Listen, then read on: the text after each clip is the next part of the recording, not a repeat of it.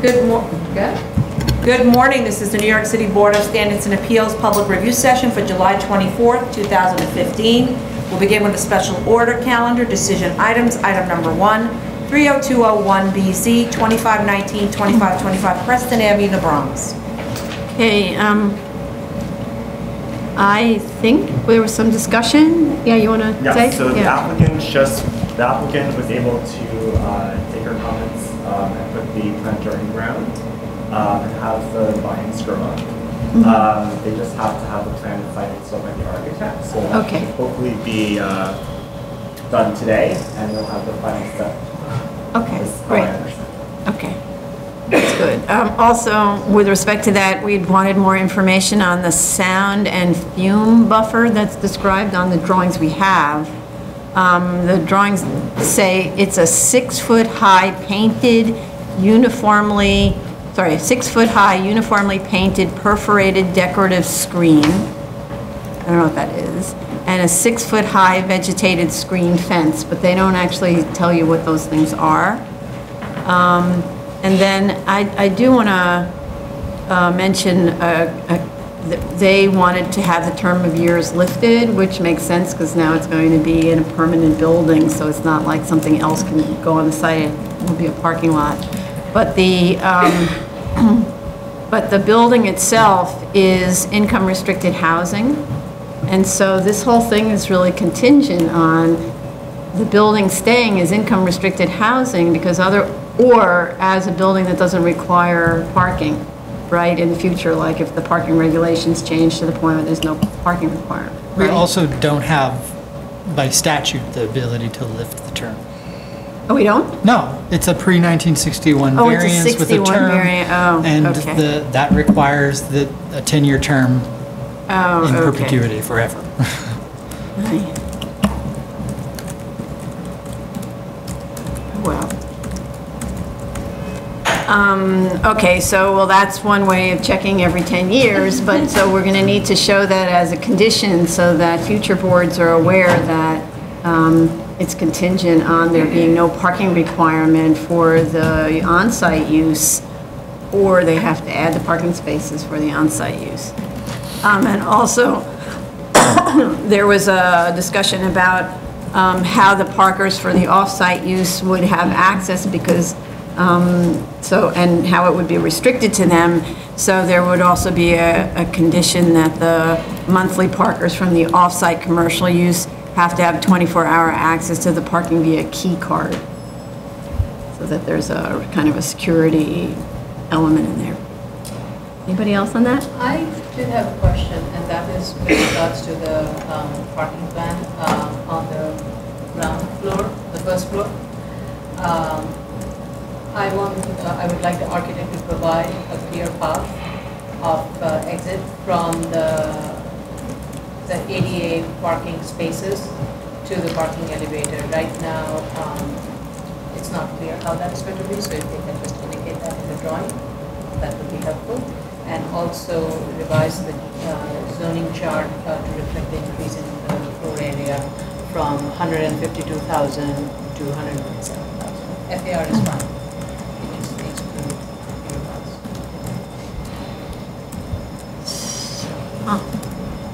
So the parking doesn't have easy access to the elevator there. There's a reservoir space. Oh, there's a reservoir space in front. I think we talked about that before, that the reservoir space is more like a concept, because it could, but maybe they should be striping it. Yeah, that they not, should stripe it, and if they want to have reservoir, at least it's clear to the user that that is the path to be taken. Right, okay. So stripe the pathway, or stripe the pathway, so that nobody parks in the reservoir space doesn't park in the pathway. Okay. That makes sense. Okay. Did they ever address whether it was going to be valet or self-parking? Which was a question that I had in the first hearing, or the other hearing. I think they said self, right? Yeah. Parking also has. Because there is an attendant booth, so I was just curious. Yeah.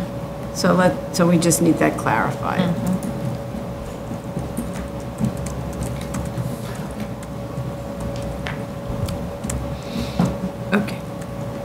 continued hearing items. Item number 2, 125979BZ, 29 West 26th Street, Manhattan. Okay, the applicant has requested withdrawal of this application and effectively abandonment of the variance. And I have to state that after conducting its own independent research, the applicant has concluded that the uses in the building are as of right. The BSA has made no determination in this regard, and the applicant withdraws at its own risk. Okay? Item number 3, 23484BZ, 1076 82 Forest Avenue, Staten Island.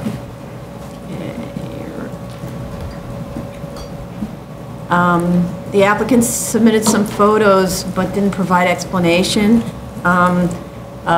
which photos are intended to demonstrate that the site improvements have been done. No key plan was provided with them, so you really had to do some figuring to figure out where you were in the site. They do show in-ground shrubs planted along the fenced-in area along Van Name and at the perimeters as shown on the plans that were submitted on March 17th. The extent of the fence on Van Name was reduced as we requested them to do. Most of the fencing looks new or was repaired. Photo 17, though, shows a fence at the end of the side yard located behind parking spot number 7 that needs replacement. It's actually a gate. That fence is also not, or that gate isn't shown on the site plan. The same photo shows trash that's still in the side yard. There's an enclosed dumpster area for trash storage, so I don't understand why there would be trash in the side yard and there shouldn't be. The fence along that same property line that meets the fence that runs perpendicular to it in the parking area is leaning. And I don't understand, when you have a corner condition on a fence, there's always a larger pole and they both tie into the larger pole so you get a good corner. In this case, you've got one that's leaning back and the other one is standing up straight, so I don't understand that no detail or absence of a detail.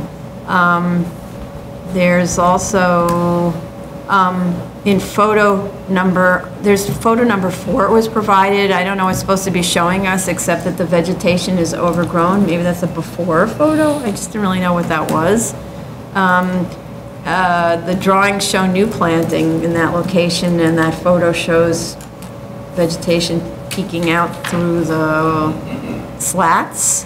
So that area needs to be maintained with viable non-weeds, and new planting needs to be added to infill if there isn't a continuous row of planting. The sidewall of the building also, which we've talked about a lot, is shown without graffiti but with a mismatched paint job. I never really understand this, why when you're painting you pick beige on a white wall, or so it looks bad. The blacktop was resurfaced and striped. Handicap parking area was designated with signage, although I don't see, based on photo 29, how a wheelchair gets into the shop that has a curb in front. I'm also not sure what series of photos the shop entrance is intended to show us. There's like 5 photos of the entrance of the shop. And I don't know what they're meaning by that. The dumpster enclosure was provided, which looks much better because the site was really a wreck before. There's an ice freezer shown, which doesn't show on the plans, and if it's to remain, it needs to be shown on the plans and has to sit within the property line, and it looks like it's a little bit forward of the property line in the photograph. There's also street tree pits that are overgrown and filled with trash. I believe that's the responsibility of the owner or the retail operator to maintain. Anybody else on that? I thought the applicant has done extensive amount of planting as it was specified in the plan, and in terms of addressing the fencing issues and covering as you said, the trash enclosure and repaving it. The planting in the rear that you're talking about, while in the photographs it shows that they have done the planting in that rear section, It just needs a little bit of sprucing, just removing a dead branch and here and there, and I think that everything, rest seems to be fine, as I'm looking at this photo. Yeah, it's So- there, but it's the fencing that, so that's what's confusing. On the photograph on the inside, it looks like it's fine, and then the photograph on the outside, it looks like it's an older photograph before that was installed. That's why I don't understand, and they didn't explain what the photos are.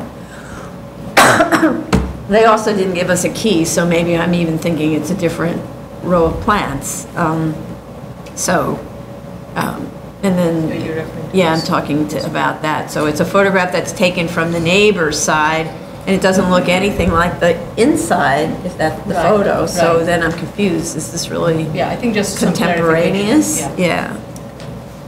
Yeah. Okay.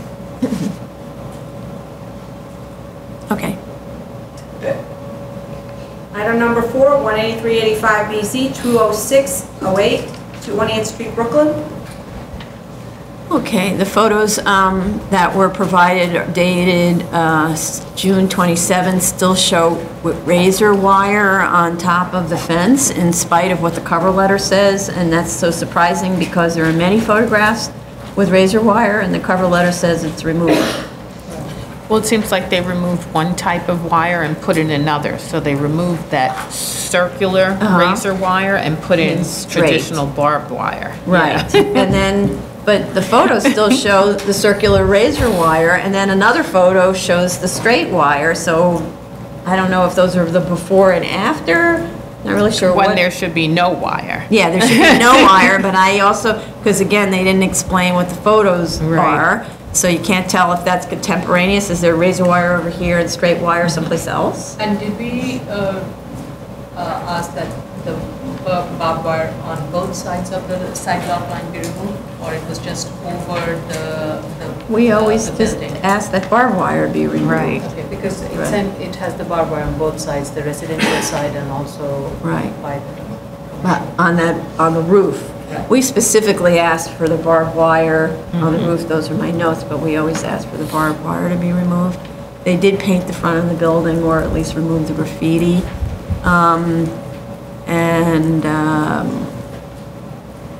We'd also had comments about the compressed gas storage being secured. And there wasn't any response on that, and I had asked that the interior of the building, of the site also be painted. It's kind of exposed, ratty concrete block that the neighbors can see. And so I just asked that that concrete block be painted, and that was requested at the last hearing. Okay. New case is item number 5, 1915 BZ, 9277 Queens Boulevard, Queens. Okay, this is an application to legalize work that was done after the PCE was already approved in a certain configuration, and then the work was done in a different configuration. It was because it's a new hearing. I want to say we have proof of service of initial application and proof of notice to officials. Community Board 6 recommended approval. One of the conditions on the original grant was fire alarm and sprinkler installation. We need proof that that was installed and inspected and met the fire department requirements. We should also get photos of the interior of the space because just to understand really what's going on there. But I note in particular with respect to the ADA access, the previous approval had the entrance from 93rd Street with an elevator right there within the entrance lobby. You checked in at reception and then you went into the elevator and you went up. The way they built it, the entrance is actually now from the parking area on Queens Boulevard. And if you're in a wheelchair, you have to travel a great distance through what's probably a service corridor behind the retail spaces to get to the elevator, which was the elevator on 93rd Street. So that wasn't the understanding of the board, and that's kind of a classic thing to do to people who are least able to travel. You make them travel the longest. So, you know, I'm not happy with that. I don't think that that's the right thing to have done with, especially without coming back to the board in advance to get a letter of compliance. Anybody else comments on that? They need to reconcile the zoning analysis with the statement in terms of the amount of square footage, because they're showing two different amounts. And they state that they require 55 spaces now, and that the building has an overall 80 spaces. And are the remainder of the spaces enough for the other legal uses to satisfy their requirements?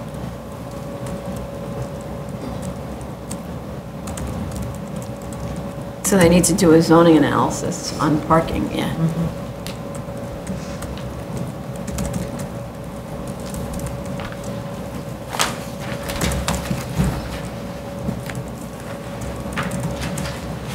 Okay.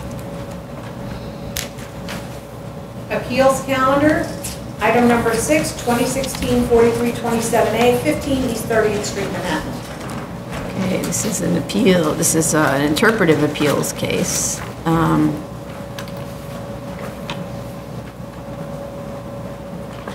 Okay, we have a letter from Councilmember Gorodnick expressing concerns about this case, and in November, the council member asked that we expedite review of the case, which we were poised to do. However, upon reviewing the issues in the case, it became apparent that the challenge directly affected the certificate of occupancy of the adjoining Chandler Hotel, which is adjacent and on the same zoning lot as the subject. So consequently, the board determined that the hotel had to be notified and given an opportunity to be heard and defend its position on its own C of O. So that caused some delay in bringing this to hearing.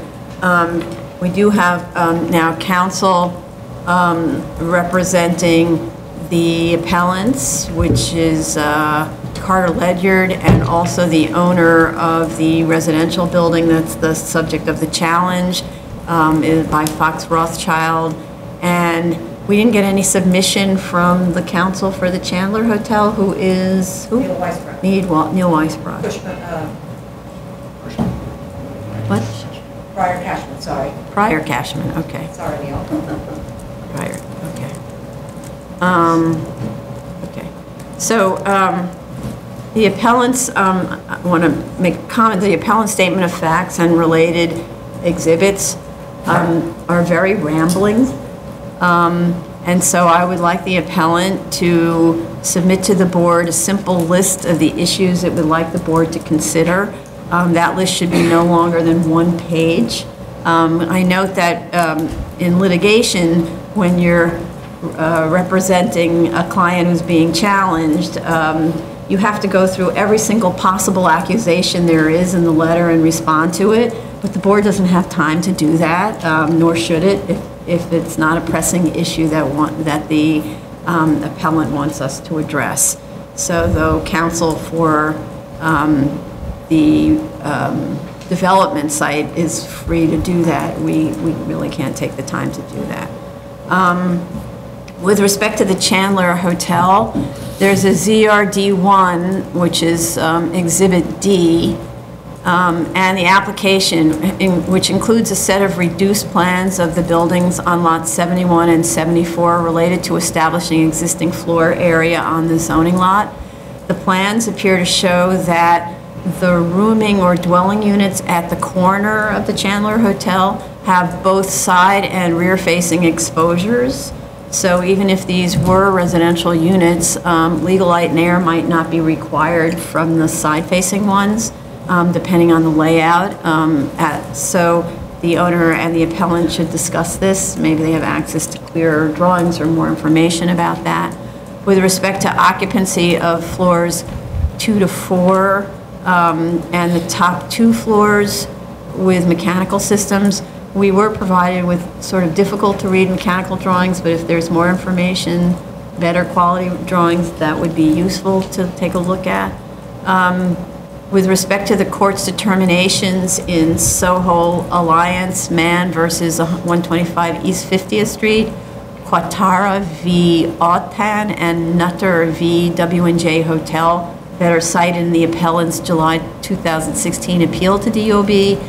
These are all decisions concerning whether a long-term tenant is a permanent resident, and not all cases cited were provided with the application. So I actually don't think that those cases are actually relevant here, because it has to do with tenants who are challenging their rights to stay on as stabilized or long-term tenants.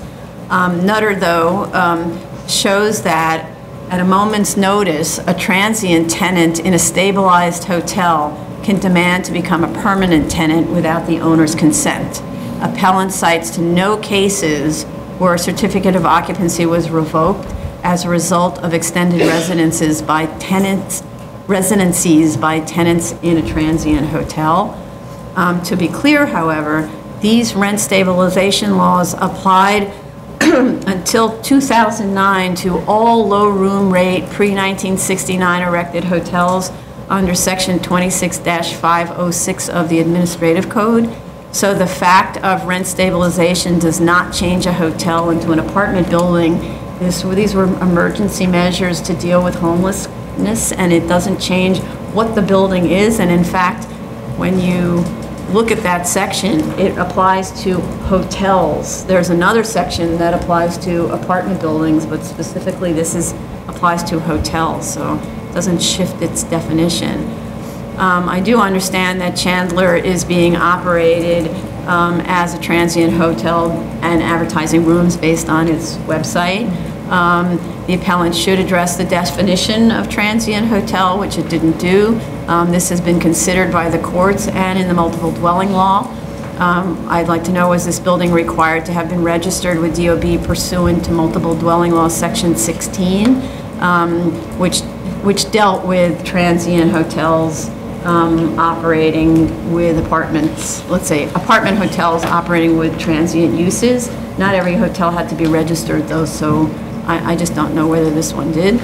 I note that there's on the July 2016 appeal letter, we're missing page 10 in every submission, and we have a lot of redundancies in these submissions, and in page 10's missing everywhere, so it's kind of, you don't know, like, did the butler do it? You know, it's like missing a critical part of the discussion. With respect to the courts, is DOB in its March 2017 response to the appeal at number 2 saying that the degree of noncompliance with respect to the court has not increased? The building previously located on the lot behind lot 71 was 6 stories, and the proposed is 56 stories. If the new building follows the line of the old, how does that not increase the degree of noncompliance as to the court with respect to floors above the 6th floor? And I add that independent of whether the Chandler is in an apartment hotel or a transient hotel, both uses require light and air from a legal court, which for a transient hotel is governed by multiple dwelling law section 26(7), and for an apartment is governed by the zoning resolution. So no matter which way you go, you need to provide light and air for a sleeping room. And I think those were my comments. Oh, I'm sorry. And one other question is in terms of the mechanical spaces. The zoning resolution is completely silent when it defines floor area as with respect to height or cubic feet or cubic yards or anything. So I don't see how you import height into the definition of floor area. And you know, though I'm sympathetic to this concept of lifting buildings high, there's no limit on how high a residential apartment can be. You could have a 50-foot high living room. Ceiling height. And occasionally, probably you do. And actually, the first time I ever saw this done, I don't know if it's the first time it's been done, was in Miami Beach, where very famous architects, Herzog and de Meuron, created a parking garage right near Lincoln Road, where in order for the property owner to get an amazing penthouse apartment with a view of the ocean, because it was 3 streets back from the ocean, the parking garage, where parking floors don't count as floor area, was lifted up, so each level of the parking garage was about 30 feet, and just kept up and up until they got a view. So I'm guessing that the first developer in New York who did that here got the idea from Miami. I don't know if Miami changed its zoning laws to restrict that, but. Yeah, I think in this zoning district, what height and setback is governed, the height restriction is governed by the height and setback. It does not have a strict height limit, unlike some of the other projects, which does keep some of the floor-to-ceiling heights. Here, it's the sky exposure plane and those regulations that govern it. And if within that, if someone can have a floor-to-ceiling height of a room that is more than what one typically sees in the market, it's permissible as long as you're not outside the bounds of the sky exposure plane. And so, while the zoning is silent about how much of a minimum floor-to-ceiling height one needs in mechanical space, it's at the end, it's governed by that sky exposure, and if they're meeting that requirement, I'm not sure where this issue arises and how this becomes an issue in terms of zoning. And I just wanted to add that as to the argument that there's too much mechanical floor area, we had a case about the amount of mechanical deductions taken by an owner in building a building, and one of the criteria that I think DOB used to determine whether or not it was really mechanical floor totally devoted to mechanicals was whether or not there was an elevator stop on the passenger elevator that would allow visitors to actually access the site, the floors, or whether or not it was just restricted to machinery and people who were servicing the building who may have to service that machinery. So like the service elevator stopped there, but the passenger elevator didn't? Right, bypassed it, and I was wondering if DOB applied a similar test in this case. Mm-hmm. That's interesting. Okay. And, you know, the other thing that DOB could speak to is how they figure when they're looking at these buildings, what's the legitimate amount of mechanical floor area. I have certainly been, or mechanical space, I've certainly been in buildings where you go to what's called the mechanical floor, and it's really used as a storage room, and there's like one boiler in it or something like that. So there's no question that this concept of mechanical gets abused, but that has to do with the floor plate, doesn't have to do with the height, right? And so DOB addressing how they determine that this many floors is necessary to support this building would be useful. So that's more a technical person, one of their engineers coming to speak to us as opposed to a lawyer. And then just observing, we actually looked out the window to observe some other buildings that are about the same height and observe like that hotel, the Beekman Hotel that just went up. It has 6, right? 6 of those mechanical brace floors. Mm-hmm. So it's the same number of floors for a building of the same height. So just sort of logically, it seems similar, though the uses arguably are different or something. I mean, this building has a cogen. Yeah. Supposing to have a cogen, which does require significantly high floor to ceiling compared to other mechanical uses. Mm-hmm. Right. A cogenerator. I'm sorry. But significantly high is different than 40 feet, you know. They're probably 20 feet, something like that, 25 feet, you know. But again, the height is never the thing. The only place that I can think of where height and mechanical is specifically addressed is when it comes to bulkheads. So there's that aggregate street wall width where you measure the width times the height, and your bulkhead for mechanical can't be bigger than whatever that ratio is, right? That seems to be the only place where the zoning resolution is concerned about how big that thing is on the roof before it's not a permitted obstruction. But other than that, I feel like we would be improperly importing a regulation that doesn't exist, and it's not to say that city planning shouldn't be looking at this, and probably is in some way, but I just don't see how we can import something like that. Okay.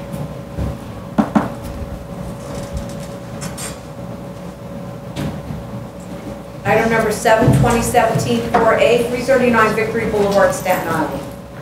Okay.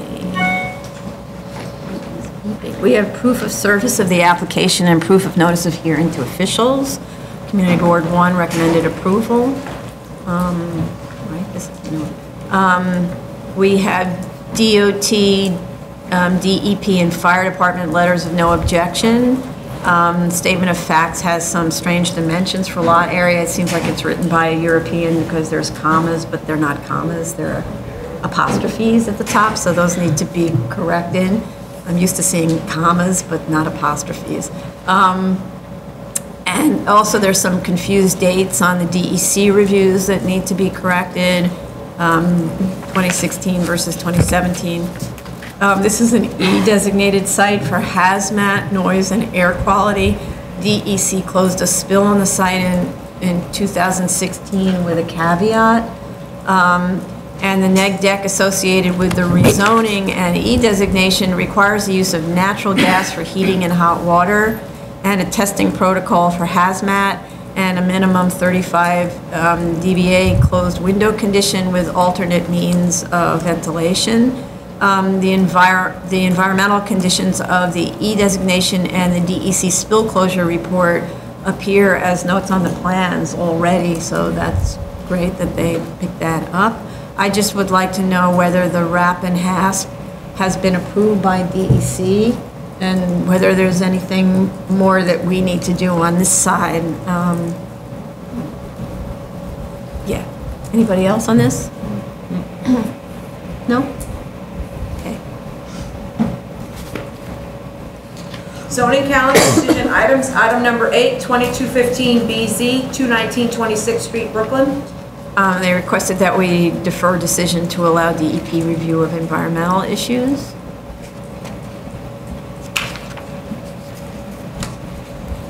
Item number 9, 2016 4147 BZ, 5712 58 Place, Queens. This one, they asked to defer a decision, but they didn't provide an explanation. Huh? Well, it's closed. No, it's closed, unless it's mistakenly closed. It's closed, so that's deferred decision. But they didn't explain why. What kind of? HPD modification. Oh, deed Remember, this is the one that modification, we needed right, to wait okay. for Yeah, them, yeah, okay. yeah, HPD to do the thing. So we're deferring this too? Yeah. Yeah, Okay. that makes sense, actually. Item number 10, 2017 1BZ, 570 Melrose Avenue, the Bronx. What? What happened to Bedford? Here we go No, there, again. Bedford's on the continued hearing. This was just added in, it's a layover from last week, where Okay. they couldn't turn around the plans Yes, in time. Yes, In okay. terms There of was a layer labeling the missing in terms rooms. of- yeah. Okay, what is it, 570 Melrose? Melrose. 570 Melrose Avenue. What's the number? 2017-1-B7. So, they turned them in? Yes. Yeah. Okay, That was the only thing. okay.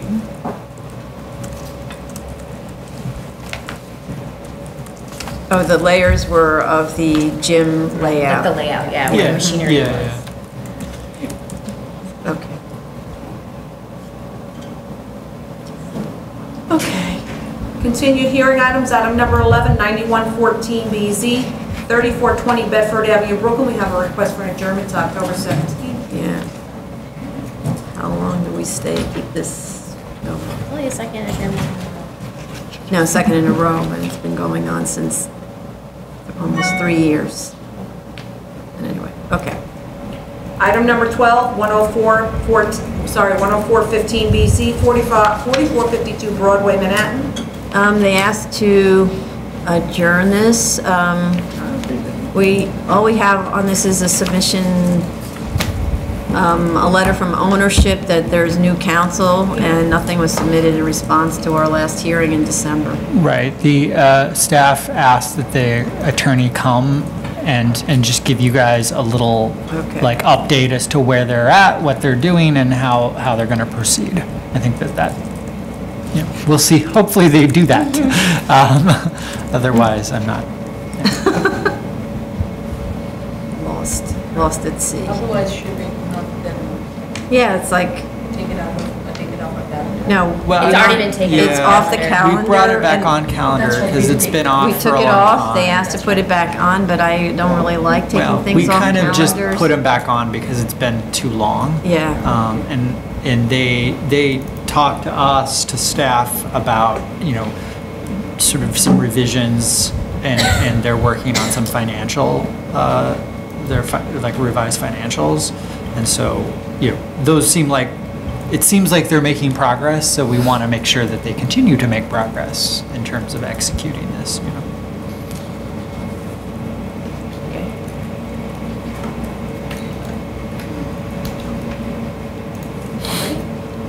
Okay, Item number 14, I'm sorry, 13, sorry. 178-14BZ, 263 McGinnis Boulevard, Brooklyn. We have an adjournment request. right. Also without explanation, does somebody know? Yes.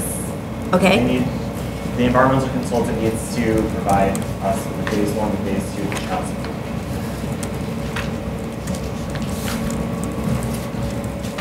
Item number 14, 224-14BZ and 225-14A, 1534 Victory Boulevard, Staten Island. There's an adjournment request to always leave. Yeah, I've held a spot for August 8th for this one. What? Wait a minute. What?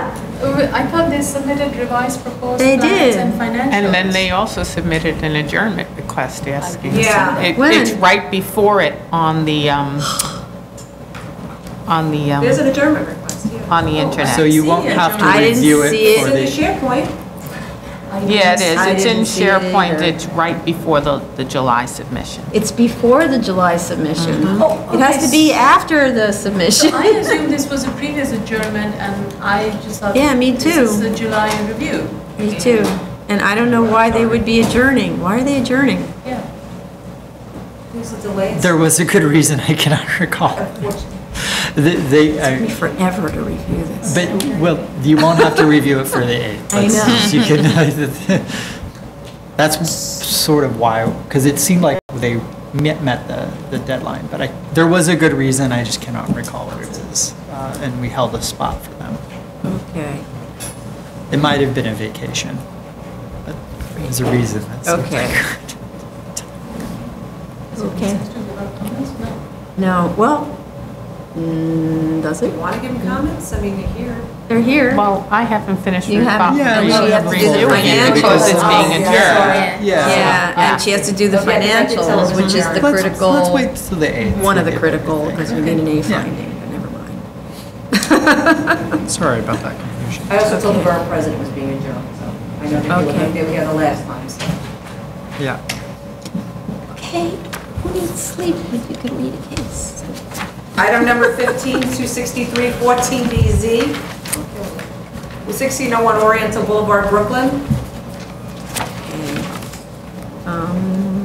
The plans were revised to respond to comments about the large and irregular massing, but the building is now 2 feet taller than it was previously and has more floor area. One reason for the extreme height, which Commissioner Montanez observed, is that the new first floor is at elevation 17'6" and FRCE is 13 feet.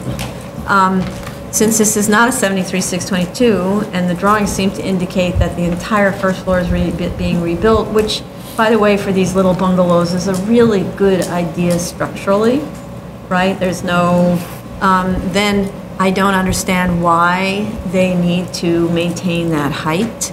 As the cellar level can only be parking or storage, and they're actually not proposing to use the cellar for parking. The parking's on the side. So I just, and they don't actually describe what's in the cellar, because it can't be used to expand residential or anything, it's not permitted.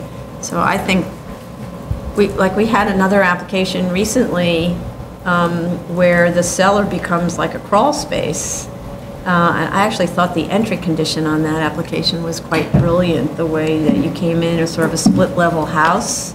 It took a really good advantage of how you enter when you have a kind of low-ish FRCE. Sometimes you have to lift the house up 11 feet, but in that case, it was only like 4 feet, which is the case here. Also, some of the attic has 8-foot head clearance, but the height to the roof peak is about 12 feet, though it's not dimensioned. So again, it's another reason for the massiveness. Nothing was provided to show the building in context. They're relying entirely on the two buildings down the block, down on Norfolk, that were the recipients of 73-622s. But this building, when you look at the elevation on Oriental, that's what it's called, is really enormous. I mean, it's just, and there's already a pretty tall house right next to it, and it's towering over the tall house. So, and the fault is really that it's not even lifted, it's just that over cellar that doesn't need to be that tall. I agree with you. I was going back to the comments, and I felt that we were very clear about that it doesn't need to be above. I mean, the FRC is 13, you just need to be 2 feet above, and it's not clear why it has to be more than that, which is making the house even taller. And as you pointed out, the cellar ground, I believe, is being lowered. If I look at the cellar floor is being lowered from the existing. Maybe I'm wrong. No, it's the actual ground It's the actual, floor. but still, the height of the cellar is much more than what we would need when it's not an Yes. occupiable space, and one could still be within the FRC plus 2. No, it's FRC is the plus 2, it's base plus 2. The base plus 2, Yeah. which gets you to the height and then be able to build the rest. So it can be lowered, the height can be lowered. I think the rest, in terms of the floor area and the way they have moved the massing around to the front, those seem reasonable. I just think the building height needs to be lowered. Yeah, agreed. Yeah, the massing became more regular. It was very bumpy before. So sometimes that means you have more floor area, but I don't think it's discernible. We always talk about that. You can't read floor area. Okay. And also, I think they're using this, if you have an FRC between 6 to 9 feet above curb, then your average grade, I don't think it is above that, above 6 feet. So. Oh, in terms of mitigation, you're talking? So they're not, so I No. don't think they need to, so that's another factor that needs to be looked into. Right.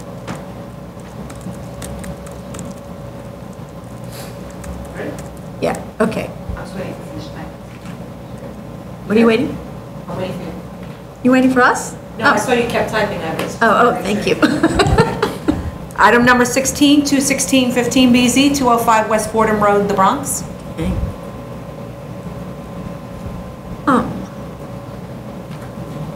Okay, in terms of the plans, the convenience store was pulled away from the property line by about really 30 inches to the fence, but actually 3'6". Landscaping was improved and more traffic controls were put in place, but we still have 3 curb cuts on West Fordham and the merger with Sedgwick and 4 dispensers. We now have a letter from City Planning concerning this project and describing its consideration of this site in terms of rezoning actions that it looked at, considering the site for commercial uses in the context of that rezoning, and increased pedestrian use of the area for access to the waterfront. They referred to the Urban Land Institute study, which I was able to find, and it has diagrams that specifically use Landing Road as the access route to the pedestrian bridge across the highway to the waterfront. In addition, the city planning letter discusses the new housing development now under construction at 233 Landing Road. The city planning has a wrong address. It's not West Fordham, but Landing Road, which is to the immediate west of the subject site. That project will increase pedestrian and vehicular traffic. The applicant provided a revised pedestrian study and estimates approximately 170 peak hour pedestrian trips, but doesn't seem to consider this a concern. Their description of the project, 140 units with 3,000 square feet of retail, is different from that provided in the city planning letter.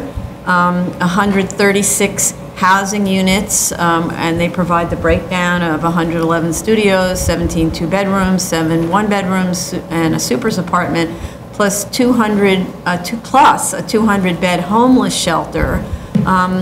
That all of that is consistent with the Schedule A and HPD's website, and I found a couple of other websites that copied HPD's description of the project. So that's more population than what 140 units is and 3,000 square feet of retail. So that 170 peak hour pedestrian trip is inaccurate. But I have to say that given the difficult crossing patterns on West Fordham Road near that site, and the project's location on the north side of Landing Road adjacent to the proposed gas station, most pedestrians will walk right in front of the gas station when they walk east. So I have to say, I've never been comfortable with this application, and now I have even more reasons to feel that way. And I personally think we've looked at this long enough. There's been plenty of studies and so on, and there's been 4 hearings plus this one. So this 5th review of the issues, and I think we should just close and vote on it. Anybody? I agree. I do. Yes, the applicant has noted that previous board had approved a similar use on this site, but at that time, the context, land use pattern, and the development that was not at all in the picture. It was very different. And today, the land use is changing. There is, we can see that as we speak, and there are plans in place to allow for more improvements and pedestrian access way, and this does become a critical pathway, not only to the parkland but also to the waterfront. So we do need to be mindful of that in determining whether that is the best use on this site. And while I do appreciate the applicant has taken great, has worked with DOT in trying to address those, but that is just based on the current condition and not what lays ahead, and which is being looked at very thoroughly by, say, planning and other agencies. So. I think that the narrowness of the site really constrains the vehicle circulation on this site, and on this site, between the site and getting back onto the street. And I had asked a number of questions about how long cars had to travel on the sidewalk to get to the street, and I had gotten a diagram back that shows that it's about 42 feet of driving on the sidewalk in order to access the street. And that's really too much, especially considering the increased amount of pedestrians that are going to be using this pathway. And I had also asked again about the truck circulation on the site, and the truck circulation plan still shows that there's probably going to be difficulty for larger trucks in making the turn in that narrow space to access that last curb cut, the one that's southwest most part of the site, and would probably necessitate a truck backing up on that site in order to make that sharp turn. So I agree with you. I think that this site is problematic for the uses that are proposed right now. Thank you. We may be getting one more letter from DOT potentially today, but I'm not sure.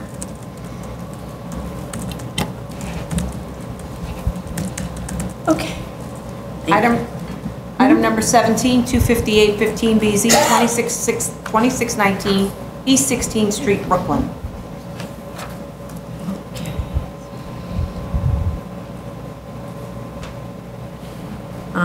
Okay, the parking study was revised again to reflect the actual use of the site as radiation treatment and office or medical office management connected to the main medical practice that's 2 blocks away at 2632 East 14th Street.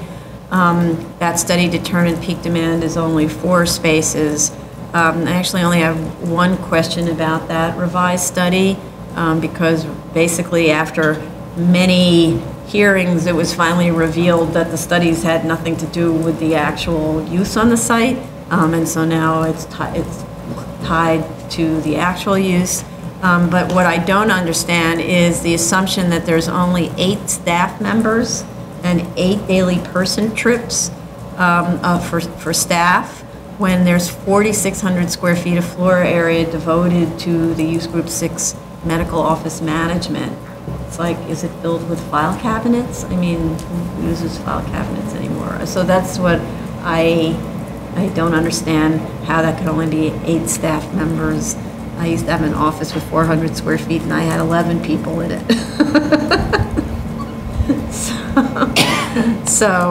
And then I just want to add that should we decide to grant this, the approval would be contingent on this being only this operation, because this is completely dependent on an operation in tandem with another medical facility.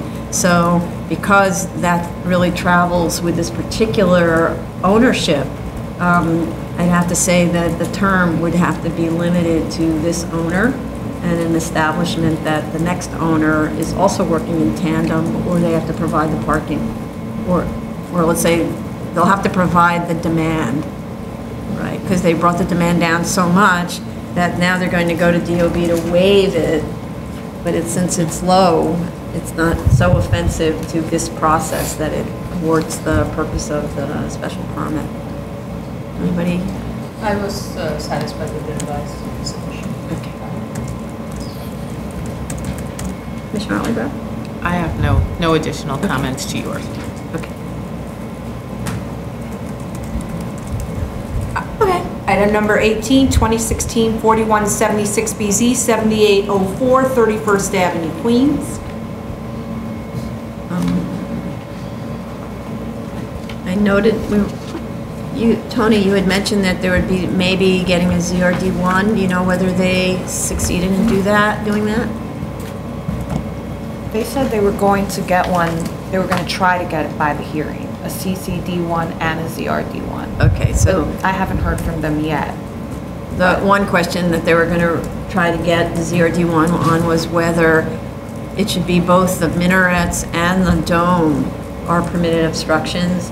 Minarets seem like they fall squarely within steeple, which is a specific permitted obstruction, but we had another mosque where DOB said the dome was not a permitted obstruction. So it's better that we look at that in this variance than let them, go forth and then they end up having to actually come back and amend the application. You want to add? They said the borough commissioner said it was permitted obstructions as long as they were set back 6 to 12 inches from the street wall. The dome or the minarets? Both. Really? Oh, okay. But they didn't submit a ZRD. But- Yeah, they should have one of those borough meetings so that they coordinate. And they were also going to they wanted to get a CCD1 on rated occupancy because we had a concern about that just in terms of the fact that there are multiple prayer floors that are simultaneous. And I mean, I think the strict reading of the zoning resolution is you just use one. But we just wanted confirmation on that. We do have some additional letters in opposition that were submitted on the day of or right after the last hearing. Their main concern is parking. The applicant provided a diagram showing congregants living within a half a mile of the site, but the material doesn't indicate how many of the total congregation do. It shows how many congregants or how many families per block, but it doesn't tell you if that encompasses the entire congregation. That's relevant to the question about parking. We also, they provided revised plans that showed some landscaping along the street on 78th Street, but they're shown as only being 2-foot-high boxwoods that sit in a 16-inch deep planting bed. And from my research, a 16-inch deep planting bed probably isn't sufficient to support growth. So they really do need to consult with a landscaper to establish the proper depths. We did talk about them making modifications to the cellar ceiling. So basically the first floor, to accommodate the planting. Also, what we were more concerned about, so the landscaping that's along 78th Street is really decorative, right? But the landscaping that's along the property lines, that serves a dual function of decoration, or what's the three when it's a triple function, of decoration, sound absorption, and visual screening for neighbors. And with all of these houses of worship on these kinds of sites, we always have an issue with noise and busyness of the site, and so the neighbors should be protected by serious buffer landscaping. So that needs to be added along the perimeters. And that little setback roof on the first floor, they should explain if that's going to be accessible. And if not, then how is that going to be treated? Maybe that could also have some kind of decorative planting. We talked a lot about noise, and they only have windows on the street faces. So unlike some of the other houses of worship we looked at where they also have windows facing the neighbors, so then you have this issue of sound through the windows. Here it's sound through the windows but to the street, which arguably is a little bit less annoying to neighbors. They also submitted with the application some details on windows, triple glazing, and the windows that are being proposed in this design are super tall windows. I'm having trouble believing they're actually going to get triple glazed windows. They're very expensive. So I'm thinking that that's maybe just showing us what would be a nice idea. Yeah, exactly. So the plans have to show that the windows will achieve 45 dBA, and however they accomplish it, sometimes that means putting another layer on the inside or a different kind of a window. I just don't believe they're going to end up being able to afford triple glazing. And then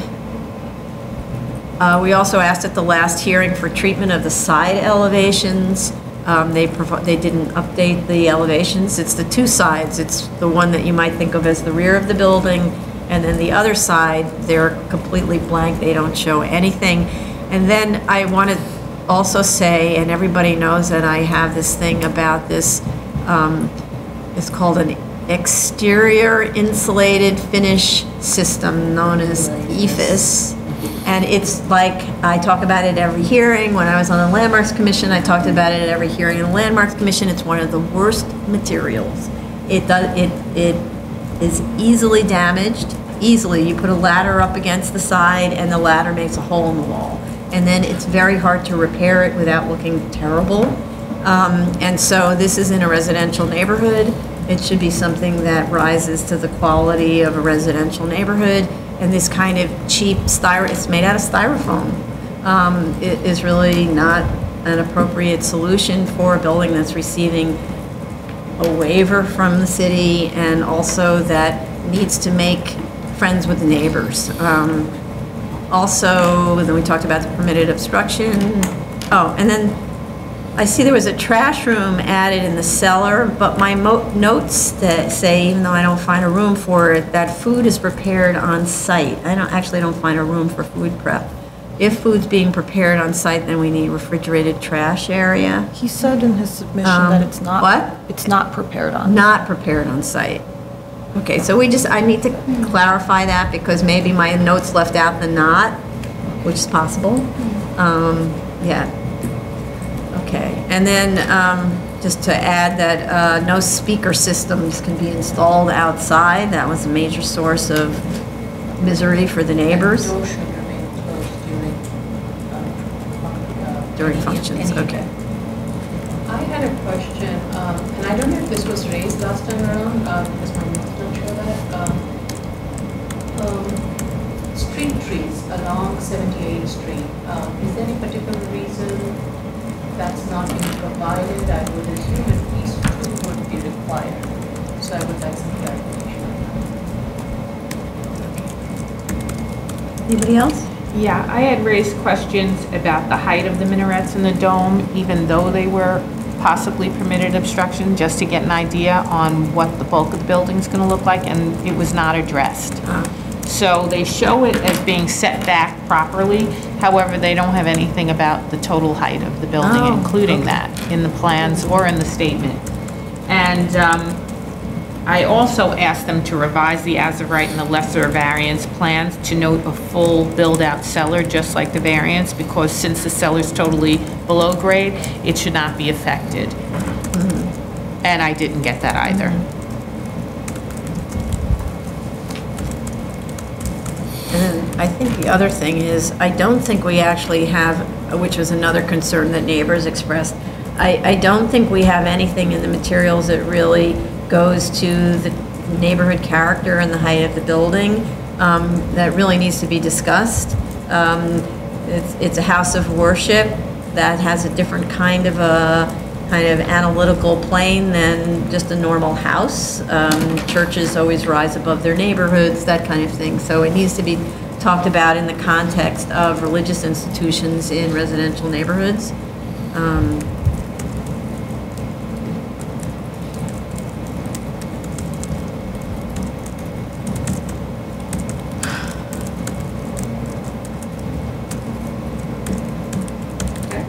Yeah, just one second. Okay. Item number 19, 2016-4251BZ, 626 Sheepshead Bay Road, Brooklyn.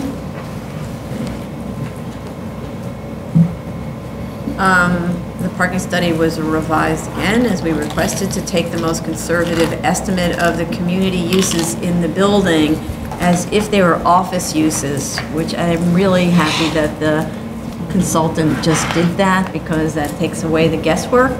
As a result, all of the non-retail spaces assumed to be used as either ambulatory care or office, using standard DOT standards for 127 trips per 1,000 and 18 trips per 1,000 for offices, 127 for ambulatory, 18 for offices, which is the standard we see on all the material, on, let's say, EISs, right?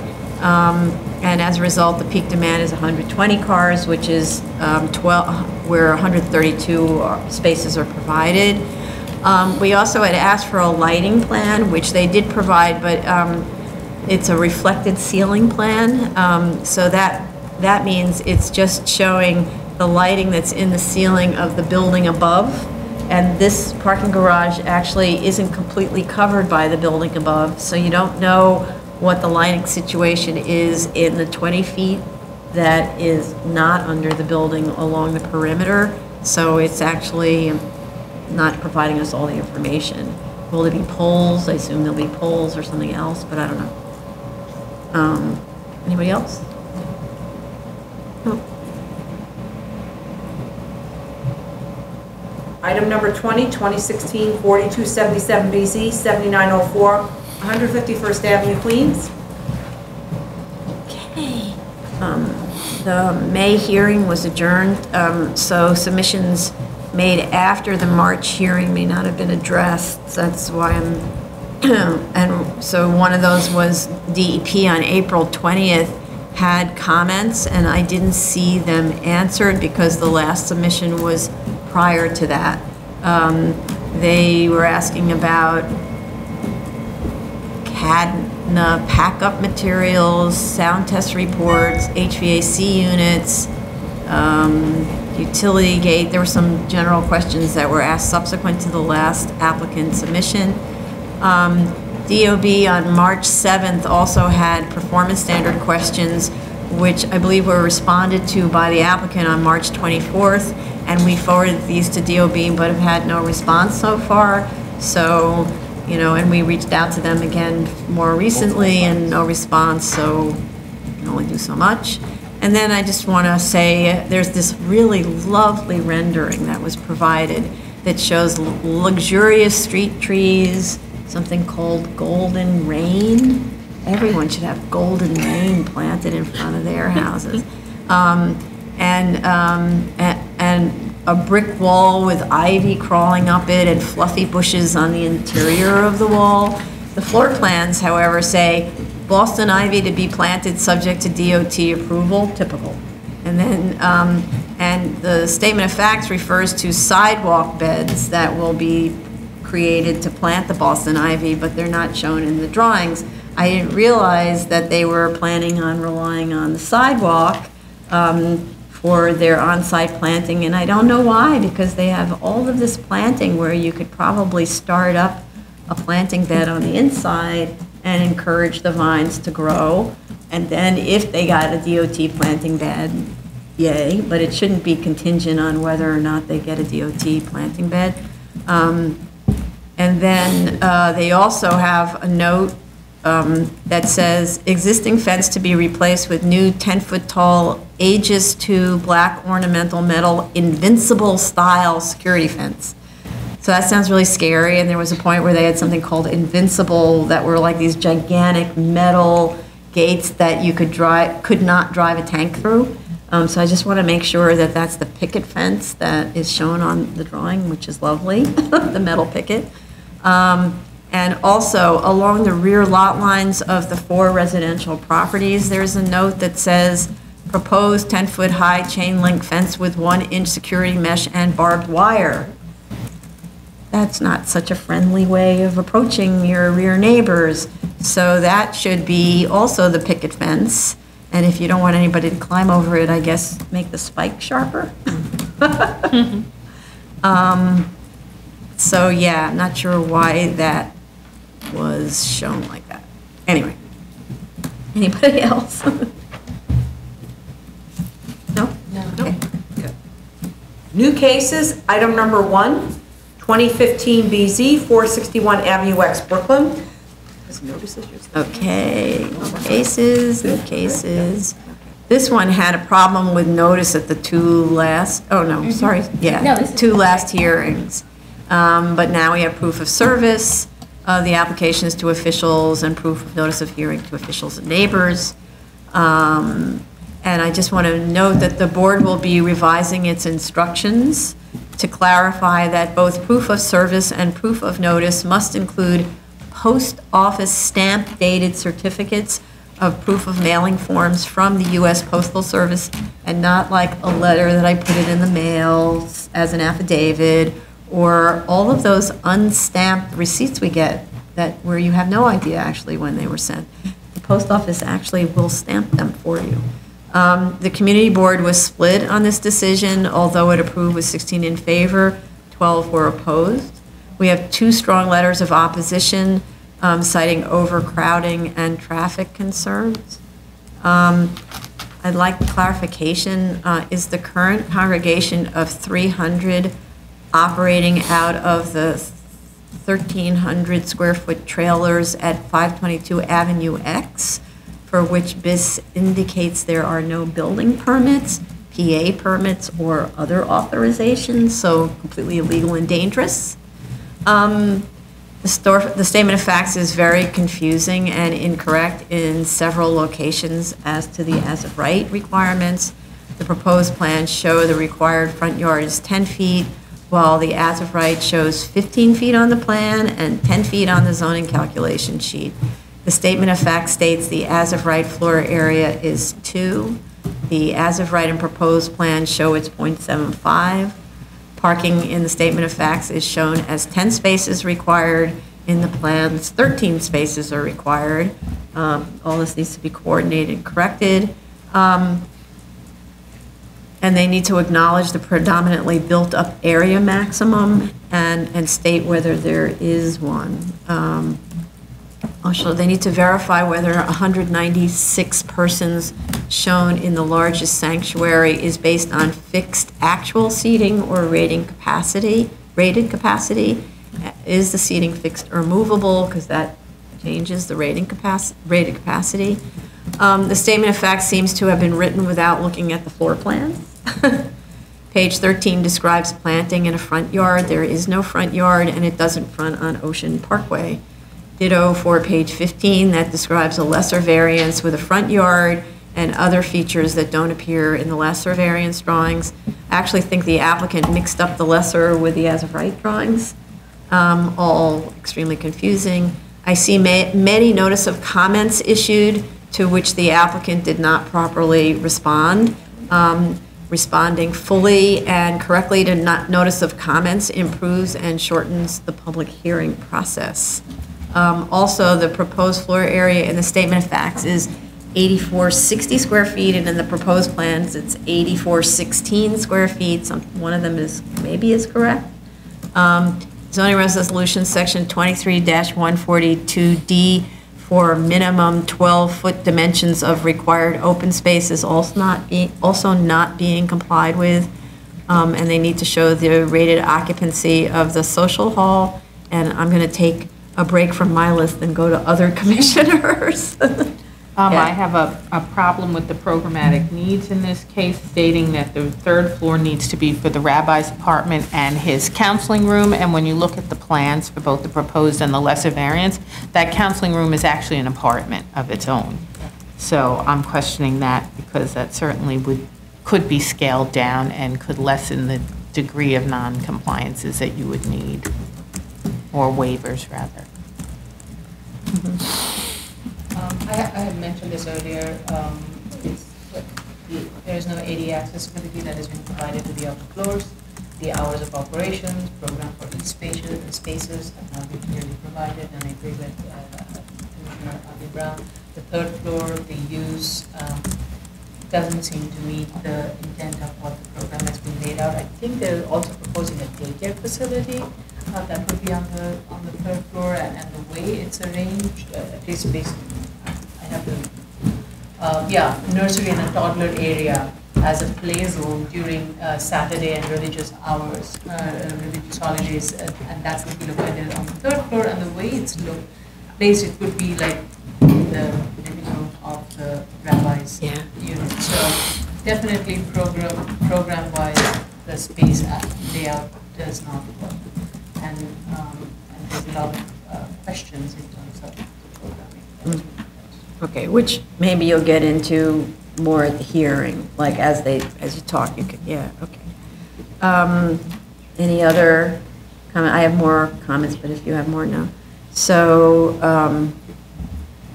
with respect to the configuration of the second and third floors, and in the interest of neighbors to the rear, I'm wondering why can't the teen activity area be in the cellar, since it doesn't have any windows anyway? And this goes again to the rabbi's apartment question, but why can't it be reconfigured to cut back from the rear lot line as shown in the lesser variance option, and it's a better aesthetic for the building massing. The rabbi's apartment shows 3 full baths for a 2-bedroom, one of which services the private counseling area. And again, as others said, it could be tightened up.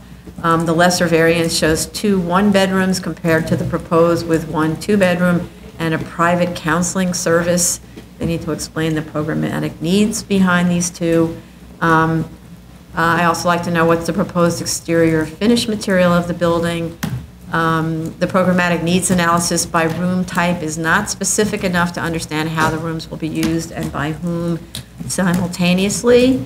They need to provide indoor trash and refrigerated trash storage for post-function cleanup. Show how the site will be landscaped and fenced to protect neighbors from noise. Windows must have attenuation to ensure use is not a nuisance to neighbors, with a minimum STC rating of 48. And what is the provision for crowd control before and after large events, and traffic control for large events that are not on holidays where you can't drive, and provide a map indicating on it the locations of congregation members within 3/4 miles of the site to support the argument that parking is not needed. And it's not to show their exact houses, it's just to show the blocks on which congregants live. Okay. We're also awaiting many revisions to the EAS.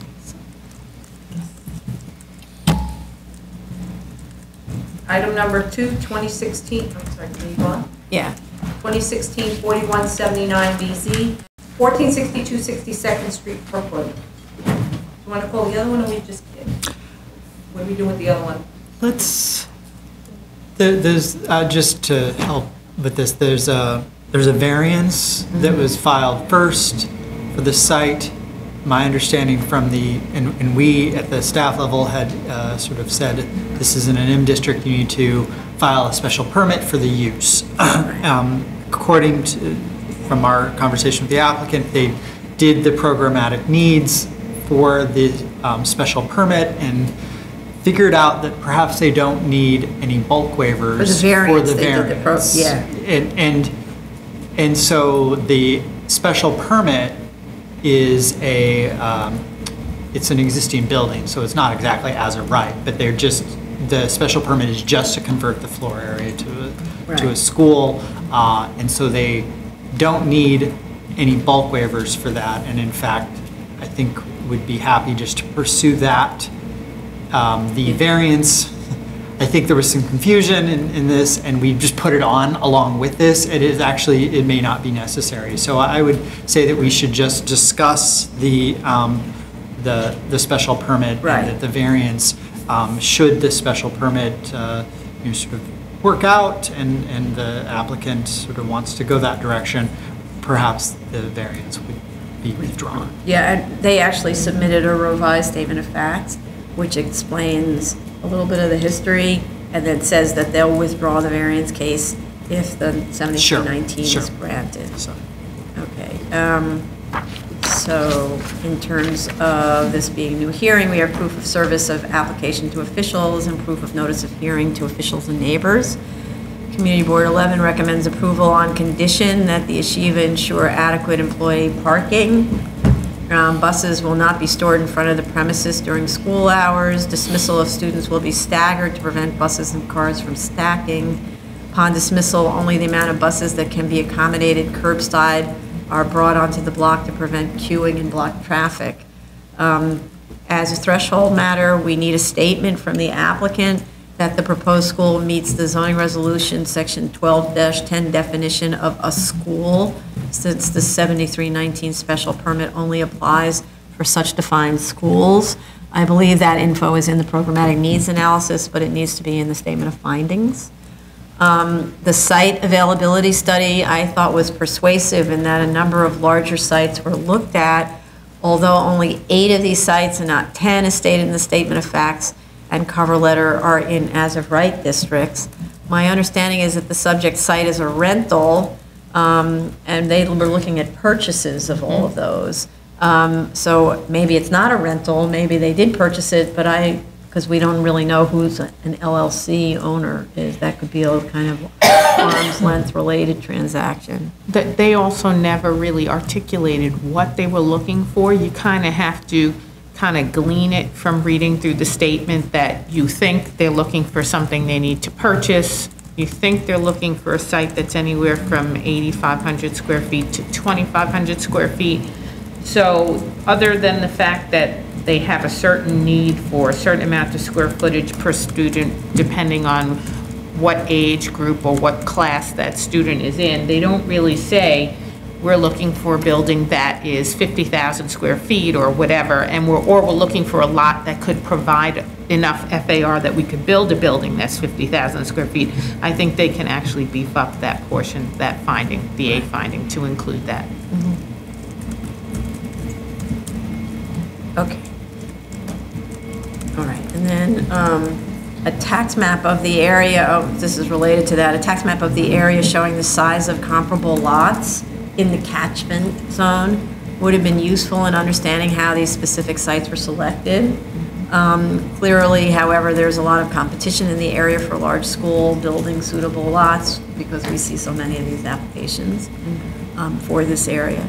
The statement of fact and zoning calculation sheet don't match at all, even with respect to lot area and building area. Use groups for the building are not correct on the zoning sheet. They also need to provide floor area information for each use and each floor on the plans. The entire building isn't occupied by the school. There's commercial on the ground floor. I note, and this is disturbing, I note that the 2015 C of O states that the third floor is a use group 16 trade school for adults, and states specifically that no one under 18 years of age allowed in the building. The 2014 Schedule A also states that there is a use group for a house of worship and a use group for trade school. Use group trade schools are not use group 4. So let's just say the applicant of record, not the applicant of this application, but the applicant of record to the buildings department misrepresented how the uses, what the uses are and how the building will be used, because we know that the school has been operating illegally since 2013, because the fire department filed many complaints stating that there's a school operating without a public assembly permit, et cetera, including on the first floor cafeteria, where we didn't even know there was a school operating on the first floor, according to the submission. And the school, by the way, so who renews a TCO? Usually that's the applicant of record. And that was renewed consistently while the school was occupying, and it was renewed always as a Use Group 16 trade school or a Use Group 4 trade school or a house of worship, none of which this is. I find that very disturbing. That's misrepresentation before an agency. There's other ways of describing misrepresentation.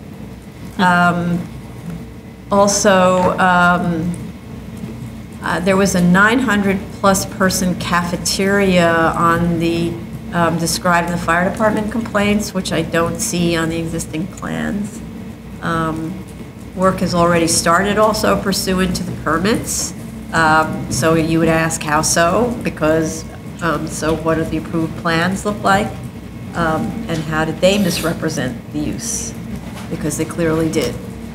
Then to get to the program, I'm wondering, are the high school students, and I think it's true, entering and exiting through the one set of fire stairs on 15th Street? It's like a very, let's say, inglorious way of coming to high school. There's no lobby, there's no nothing. You go up the back fire stairs. We have another school in an existing warehouse building that's distressingly that solution, where the students come and go through the dangerous fire stairs. They need to explain clearly how children are separated from strangers at the entry points and at the stairwells. We've had this in a number of other schools where the school occupies an upper floor and there are stranger adults occupying other floors, and that the strangers can get into the fire stairs and make their way easily into the school. So we need to know how that's going to be dealt with. They need to show entrances on the first floor plan to the other commercial uses. I just want them to clarify whether the refuse areas, service corridor, passenger elevator, entrance hall, security, and the related corridor are exclusively accessible to the school.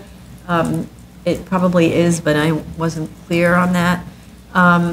So the statement of facts talks about how there are currently 900 girls plus staff on one floor in the existing building. I'm trying to imagine how 900 girls plus staff fit on that floor, because now they're taking over 3 floors, and that's to distribute not many more students, right? I'd like to understand how the girls are distributed in their 3 locations today, how many students in all of those things, in all of those locations. I did think the programmatic needs analysis is very thorough, but the statement of facts should have done a better job in summarizing it. It relied totally on the statement of facts, which is a very long document, and since we're looking at findings, we want to know that those findings are made. That should be in the statement of facts. I'm not understanding the distribution of classrooms at all on the floors. First graders are next to 5th and 6th graders. 3rd graders are next to pre-K. I don't understand why grades aren't clustered. I've never seen them not clustered like this, unless this is some sort of a pedagogical approach where the 5th graders teach the 1st graders. I don't know. But it's not described at all in the programmatic needs analysis. It just seems haphazard. I'm wondering why you wouldn't move the 3rd graders to the 3rd floor, so the 1st and 2nd graders who are also on the 3rd floor can be together on the 2nd floor. I mean, so now you've got 1st graders with the 5th graders, but you could easily switch that. I also note that, which is not okay, Classrooms are mixed with administrative offices where outsider adults and strangers will come into contact with children. Admin offices are always separated from children with doors so that people who are interviewing, to maybe whether they bring their kids there or suppliers, don't come in contact with the children. The food warming also is on the second floor, but the lunchroom's on the third floor. I don't understand that. The programmatic needs analysis says classrooms should have windows if possible, but instead computer rooms are placed at the perimeters with windows, while classrooms are at the central core, and computer rooms, because of light on the screens, are almost always with windows with the shades pulled down. So you actually don't need windows for a computer room, and anyway, they're not occupied all day long, unlike a classroom. The lunch maneuver plan I found to be incredibly complex. And again, what's the concept behind having 12th graders eating with 4th graders and 11th graders eating with 1st and 2nd graders? Is that so the 12th graders manage the lunching of the little kids? Maybe that's a pedagogical concept, but that again wasn't explained. The rooftop play area, by the way, I don't know if there's any environmental analysis on the rooftop play area. Still waiting for the EAS. Okay, still waiting for the EAS. Okay. Sorry, I just need to make a note. Okay, so there's a rooftop play areas above the 4th floor. We need fire department and DOB sign off for that area to be used for the pre-K level, since there's a rule that you need that sign off if little kids climb above the 3rd floor to get to a roof. Fire department also needs to review the location of the fencing on the roof for fire department access. We've seen that they've requested the fencing be pulled back from the roof edge. They need to show, the architect needs to show the fencing on the elevations and sections. They should show the bus drop-off areas on the plans and indicate the location of the no parking during drop-off pickup hours, where those signs are and where the buses are. And then how do the buses coordinate with existing commercial traffic? That's not discussed. And there's a new curb cut shown on the site plan. I don't know if that's a mistake or if there really is a new curb cut, what's that for?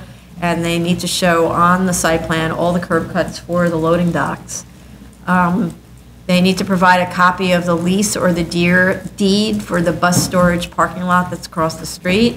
And I note that the satellite view that I looked at showed no buses parking there, and it was a recent satellite view, so are we really using that lot for bus storage? There's also a note on the plans about required street trees.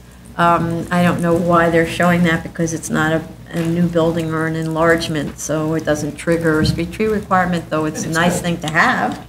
But the note doesn't seem to be, I don't know, the note's unclear. The school is adjacent to train tracks.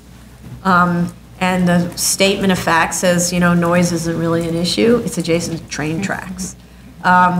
And also, what about the phase 1 finding of potential sources of contamination and air quality issues?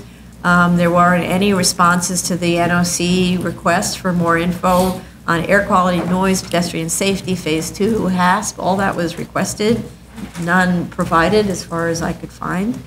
And then there's a rendering showing the facade being completely reworked. And I actually cannot believe that you would take an Art Deco industrial building with ribbon windows that are of enviable style, and you would replace them, like you basically remove the facade the way I'm looking at those drawings.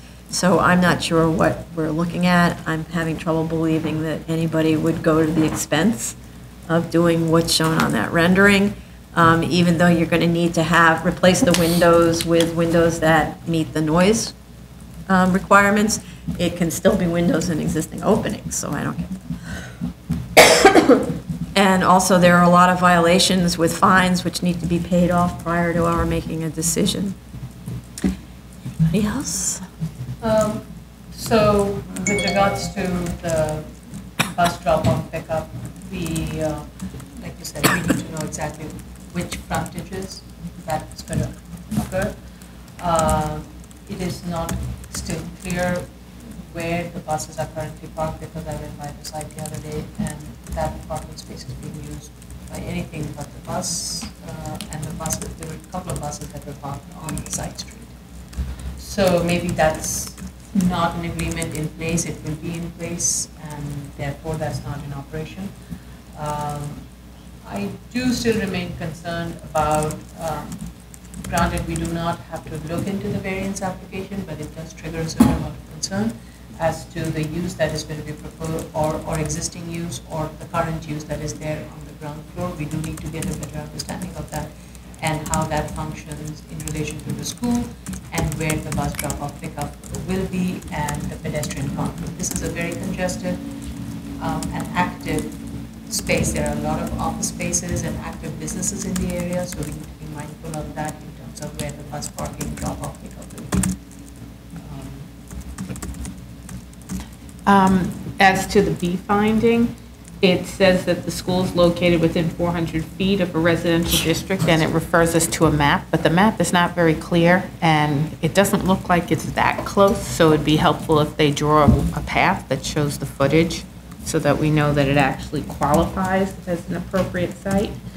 I agree with you that the C finding in terms of the adequate separation from the noise and the hazardous situation surrounding is not fleshed out at all in the statement and is barely fleshed out in the secret documents. So they really need to come back with more detail. It has train lines in its rear yard and on the side, so there will be a significant amount of noise generation that would have to be done.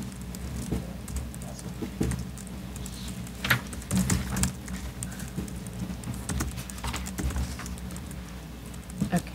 And then the playground on the roof, we don't know whether that turns out to be a safe use. We've had those experiences where it's not safe for the kids to play on the roof. There has to be an air quality analysis Yes. and noise. We've Yeah. asked for that, as you saw in the notice of comments. Right.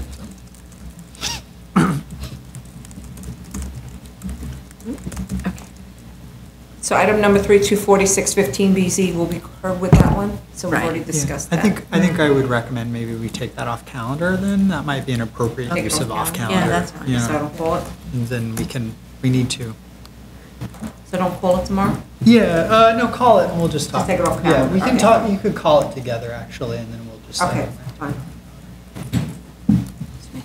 Yeah, because otherwise it makes it look like we're hearing that question. Sure.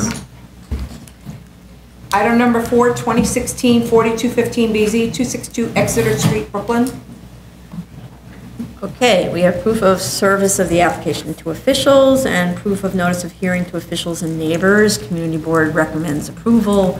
We have 3 letters in support and 2 letters in opposition that cite flooding concerns, impermeable surfaces, loss of light, and the oversized character of the house.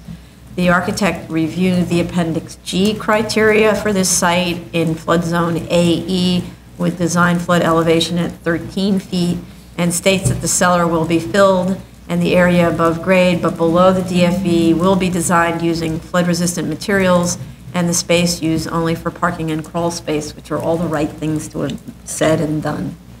So, yay, it's a good model. With respect to the threshold question, the existing first floor is at elevation 14 foot 11, and the proposed is now being dropped to 13 feet, so down 2. So I'd like to understand why and how does that preserve the existing material. It appears this is being done to avoid providing mitigation measures, or maybe to reduce the height of the house. I'm just trying to understand what it is. That But was an interesting solution. yeah, very interesting split level solution. This is the one that I thought, I liked how that approach worked, but and then because this is a 73-622, we have the issue of retention of existing fabric. It's kind of, the other site should be doing what this one's doing because it turned it basically into a crawl space, right, by dropping it down to 2 feet. They should provide sections of the existing house so that will help us understand about retention of existing material. In the proposed section, they need to show walls and joists to remain, versus those to be replaced with new, and floor-to-floor heights at the second floor, again, all in the interest of understanding what's being retained. The ground floor plan actually is incorrect. It's tricky when you do these split levels sections. If you think about a floor plan, it's a horizontal section that's being taken through a point.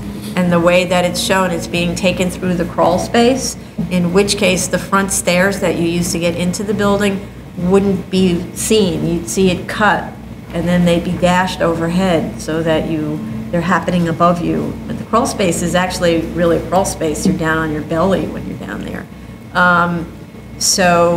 And also, the stairs accessing the second floor in that same floor plan wouldn't be visible at all. They're on the floor above you when you're lying down on your back and looking up. With respect to the rear yard, the existing floor plan makes the assumption that the as-of-right house has a 24-foot 4-inch rear yard, but they don't establish that in any written or visual materials.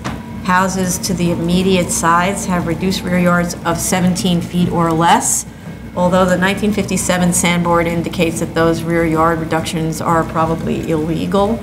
According to the site plan, there are only one-story, those houses next door are only one-story structures, so they actually don't justify a 3-story rear yard encroachment. Yards to the immediate rear of the site are complying or close to that. The third floor, though, on this project is already being pulled back 4 feet to create a 24-foot rear yard, and the first floor is actually a double-height space at the rear, rising 17.5 feet above grade.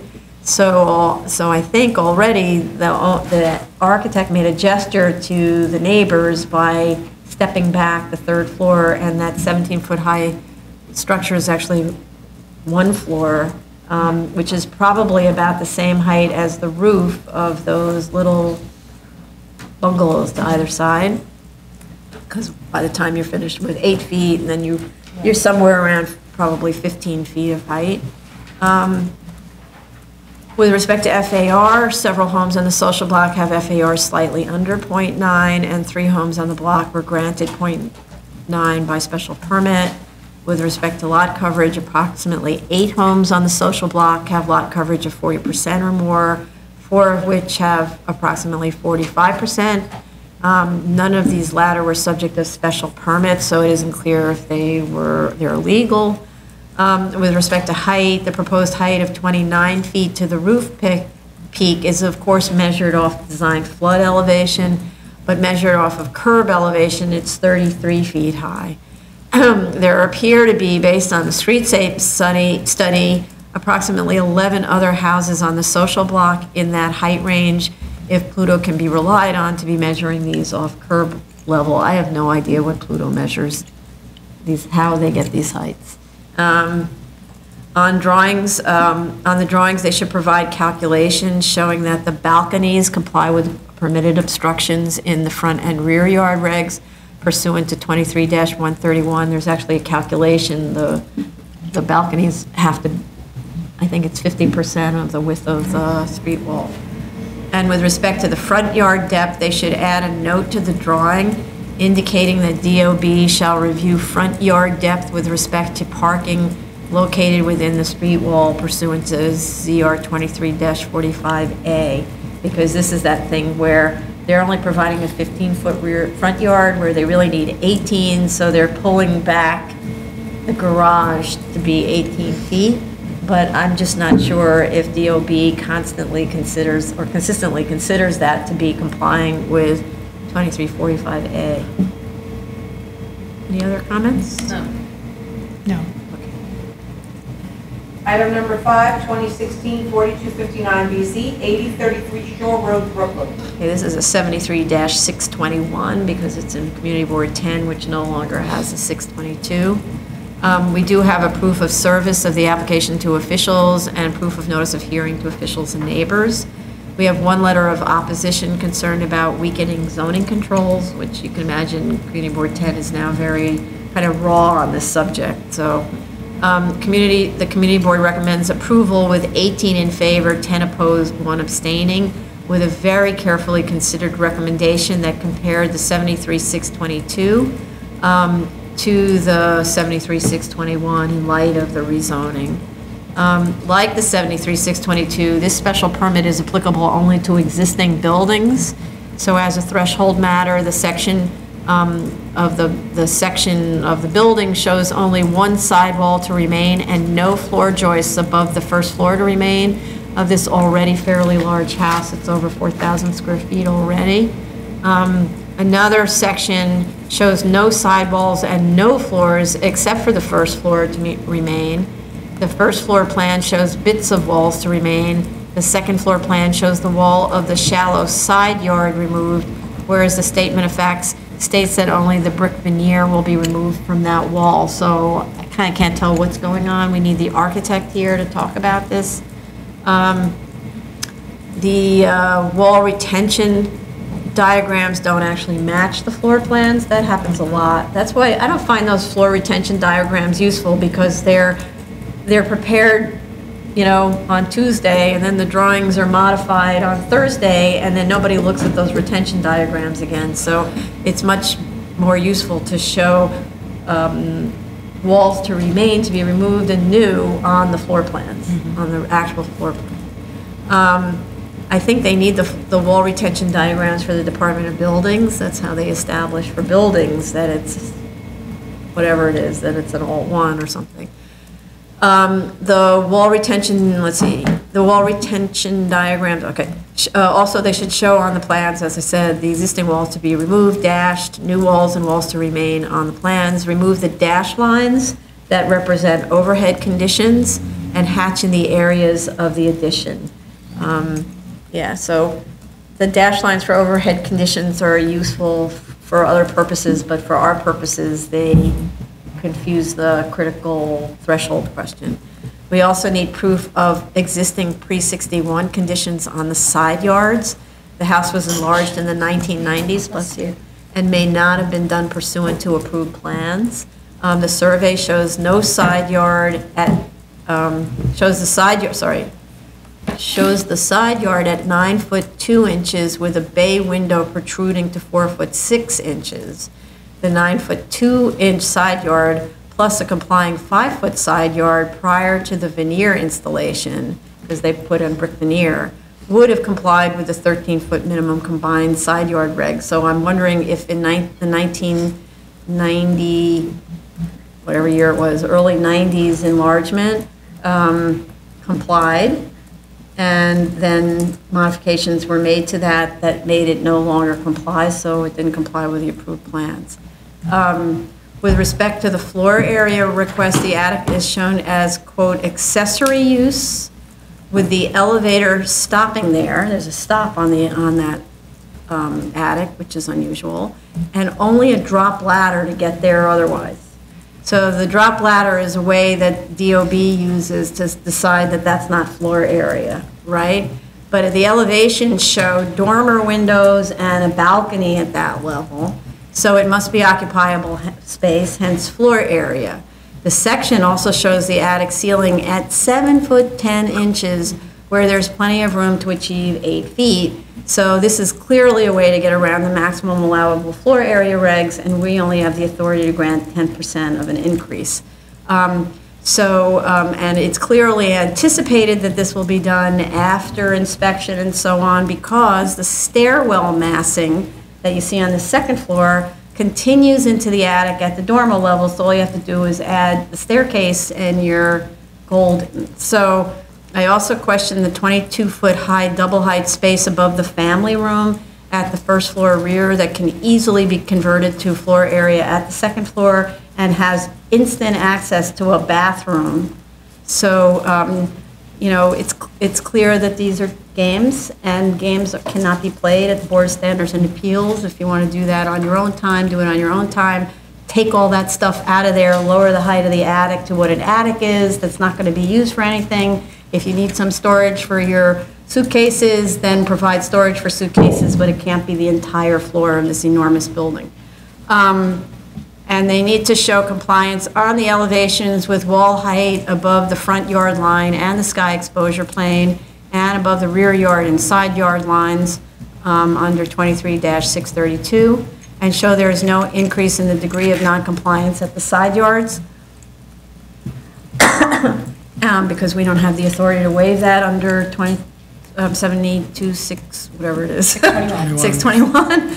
The community board also expressed concerns about the massing and height of this house, relenting only because they believe the height is as of right. The street elevation shows the house to be much taller than its neighbors on Shore Boulevard. However, if the attic is since the attic is unnecessarily high, it can't contribute to floor area, the building's height can be reduced. So I think we would take care of that, and the community board would then feel relief. I have those same comments with regards to the attic, the significantly tall 22-foot high family room, and its context in terms of the total length. They need to reconcile the floor area ratio on their statement and also their, both parts of their statement as well as the plans. And I agree with you about the amount of walls being retained. It doesn't at all look like what's being retained when you look at each plan sheet. And it would be helpful if they're going to do those calculations, they should do it on each floor plan sheet so that you can follow along while also looking at the coding of what's new walls and what's retained walls to see if it actually makes sense. And it would probably be helpful for them because then they'd realize whether or not they were accurate just by looking while they're working. That's a good idea. Okay. Item number 6, 2016-4337 BC, 127 Vanderbilt Street, Brooklyn. Okay. This isn't, I found this quite an interesting one because I'm the flag lot queen. So this is a flag lot site. We have proof of service of the application to officials and proof of notice of hearing to officials and neighbors. Community Board 7 voted to approve with 3 opposed and 3 abstentions. We have 1 letter in opposition and 1 in support. The site is subject to the flag lot regulations of 23-543 that requires a 30-foot rear yard along each rear lot line. However, since the flag portion is only 50 feet deep, that portion should, for a pre-61 lot, be able to utilize the shallow lot provision that requires only a 10-foot rear yard along each rear lot line. So at the moment, I actually don't see the need for a variance for the flag portion, unless DOB disagrees with this reading of the shallow lot regs, but those lot regs talk about the portion of the lot that's shallow, and not saying that if any portion of the lot can handle the 30-foot rear yard, then the whole portion should. I think the only imposition on the rear yard, assuming the flag lot portion isn't an issue, is the portion of the enlargement that sits within the 30-foot rear yard of the 18-foot wide by 150-foot deep interior lot, which is a small portion right dead center in the second bedroom. In that event, I query, though, why, if DOB agrees that you can have 10 feet on each of those rear lot lines, then why do you need a variance since you could do an as-of-right extension at grade within the flag lot? And by the way, you could use a lot more floor area. There's a lot of floor area being left on the table here. I don't see any dimension provided between the front of the proposed extension and the closest rear lot line to Vanderbilt, so I don't see, I'm not sure exactly how far away it is. It looks like it's more than 10 feet away, but I don't know. So I'd suggest that this requires getting a ZRD1 from DOB about that flag lot, shallow lot. So then, if DOB believes the shallow lot provisions don't apply here for a pre-2008 lot, a 7369 special permit from the BSA is specifically available to provide relief from the flag lot regs. So that would reduce the minimum variance if they just added that to this application and just did it as a combination variance for the interior and 7369 for the flag. Then the Sanborn map, and also, by the way, if they don't want to do that, like for instance, if they don't want the variance and they want a waiver on the flag, then maybe they would consider just going for the 7319, the 7369, and then they could expand horizontally. They might prefer to do that. They'll get more floor area. It's more like more of a yay size of a house. It's already a very tiny little house. So the Sanborn map doesn't support applicants' contention that the flag lot is pre-61, but the 1948 DOB approved blueprint does. Confusing. There's also, I discovered, a deed from 1978 on Acris. These lawyers always check Acris. That refers to a 1954 deed that apparently split the lot shown on the Sanborn map into 2 lots. So to support its contention that the flag lot is pre-61, the applicant must provide the deeds going back to that time. You'll probably find it with a 1954 deed that a title company will get for you. On the floor plans, they should indicate the existing partitions to remain, those to be removed, and those that are new. It's difficult to tell from them what the scope of the addition is, but a lot of comparing, you can figure it out. So I think on the first floor, it's just the mudroom, and on the second floor, it's the bedroom and terrace roof of the mudroom. The section, though, is much clearer as to scope. They should provide also a roof plan, and I don't think there's an occupiable attic, but if there is, an attic plan. Also, the statement of facts has an error in the notation with respect to side yard regs. They're 23,461, not 561. Other comments? I found the statement actually pretty confusing in terms of FAR and square footage. It seems as if the different amounts were given on various pages of the statement of facts. And I also find that there are different square footage given to the amount of the addition. So on the first page, it says they're only adding 378 square feet, but the B finding says they're adding 746 square feet, and that's on page 6. And on page 8, it says there's an 819 square foot enlargement. So I'm utterly confused. And with reason. Anybody else? Anything? No. This concludes the public review session for July 24, 2017. Okay. Well,